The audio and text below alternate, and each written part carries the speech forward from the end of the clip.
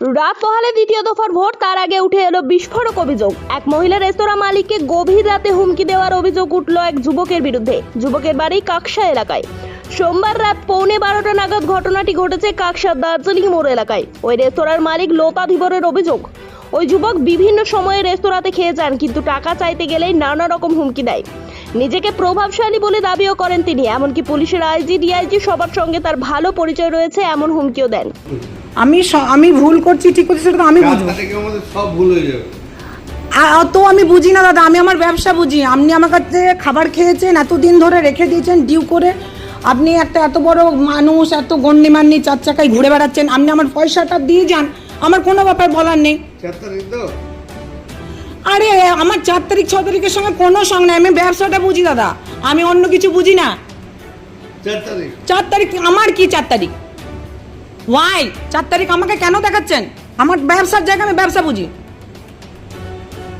দিয়ে যান পয়সা।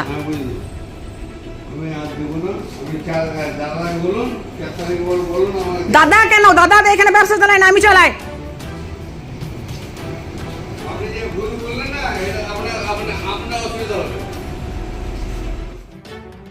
ঘটনার রাতে মদ্যপ অবস্থায় ওই যুবক রেস্তোরাঁতে আসেন। নানাভাবে লতা দেবীকে উত্ত্যক্ত করার চেষ্টা করা হয়। এমনকি ওই যুবকের কাছ থেকে বকেয়া টাকা ফেরত চাইতে গেলে লতা ধীবরকে হুমকি দিতে থাকেন ওই যুবক।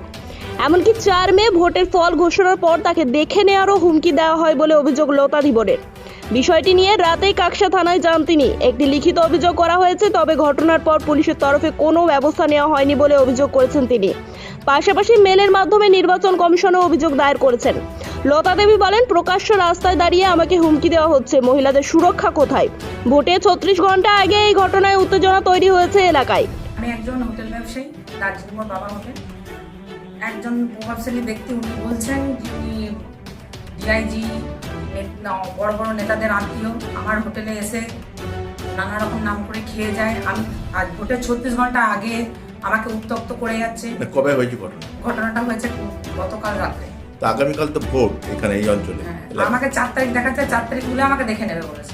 আমি পয়সা চাওয়াতে উনি এসে পড়ে নানা রকম উত্ত্যক্তজনক কথাবার্তা বলছেন আমাকে। মানে উনি কি খেয়ে দিয়ে পয়সা দেন না? না, খেয়ে দিয়ে পয়সা দেন না, উনি উল্টো আমাকে উত্ত্যক্ত করে যাচ্ছেন। আমার ক্যাশ কাউন্টারে ঢুকে যাচ্ছেন, আমার কিচেনে ঢুকে যাচ্ছেন, দরজার সামনে নোংরা নোংরা ভাষা বলছেন, গান চালিয়ে দরজা খুলে রেখে দিচ্ছেন, বেড়াচ্ছেন। কিন্তু আমার হোটেলে এই সমস্ত, আমার নিরাপত্তাটা কোথায়?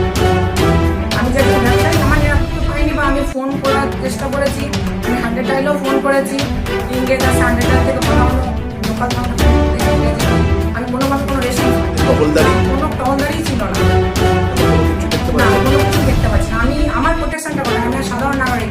আমি রাত 12টার পর আমি দোকান করাই, তারপরে আমি বাড়ি যাই। আমি কীভাবে বাড়ি ফিরবো? কোনো কিছুই জানি না আমার সম্বন্ধে। উনি নিজেকে মনে করেন যে আমি আইজি, নানা রকম প্রভাবশালী ব্যক্তির নাম করে খেয়ে যাচ্ছেন, আর আমার এই হোটেল ও হোটেল সব হোটেলে খালি বাকি রেখে দিতে বলে। হ্যাঁ, আমি থানাতে লিখিত অভিযোগ জানিয়েছি। ভূমিকা নেই বলেছে, নেবে, কিন্তু জানি না কতদূর কি হবে। কেননা আমি কাল রাত 1:30 পর্যন্ত থানাতে ছিলাম, আজকে সকালেও 1.5 ঘন্টা দিয়ে এলাম। আমি ব্যবসায়ী, এতক্ষণ ধরে ওই থানাতে যে আমার পক্ষে সম্ভব নয় থাকা। জানি না কতদূর কি আমার সম্বন্ধে ইয়ে হয়। আমি কোনো প্রোটেকশন পাচ্ছি না। আমি যে ব্যবসাটা সুস্থভাবে করবো, ও যে আগামী দিনে আরো কিছু করবে না আমার সাথে, আমি সেটারও গ্যারান্টি পাচ্ছি না।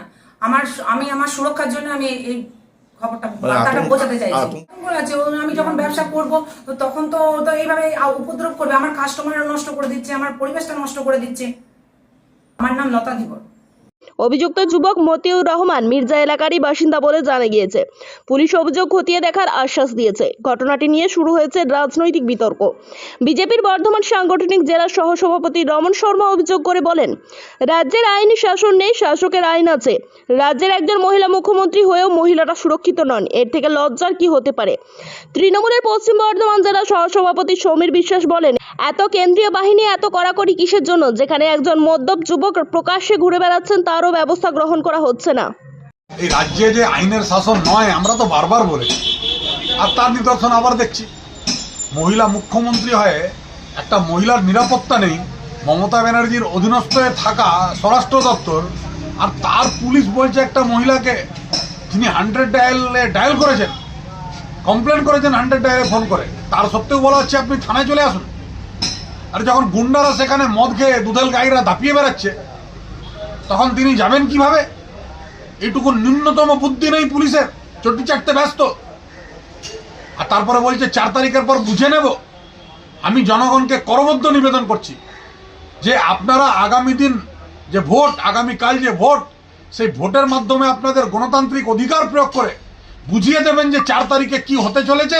আর যারা নারী নিরাপত্তা সুরক্ষিত করতে পারছে না, পশ্চিমবঙ্গকে ধ্বংসের স্তূপে পরিণত করছে, তাদের কি হতে চলেছে, তাদের জায়গা কোথায় হবে, এটা জনগণ যাতে প্রমাণিত করুক এবং পশ্চিমবঙ্গে সর্বোপরি আইনের শাসন প্রতিষ্ঠা করুক। আমার নাম রমন শর্মা। না, এরকম ঘটনা তো আপনাদের মুখ থেকে শুনলাম।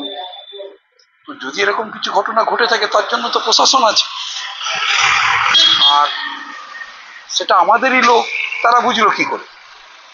প্রশাসন তদন্ত করুক, প্রশাসন প্রশাসনের কাজ করুক। যদি অন্যায় করবে নিশ্চয়ই শাস্তি পাবে। সমীর বিশ্বাস, পশ্চিম বর্ধমান জেলার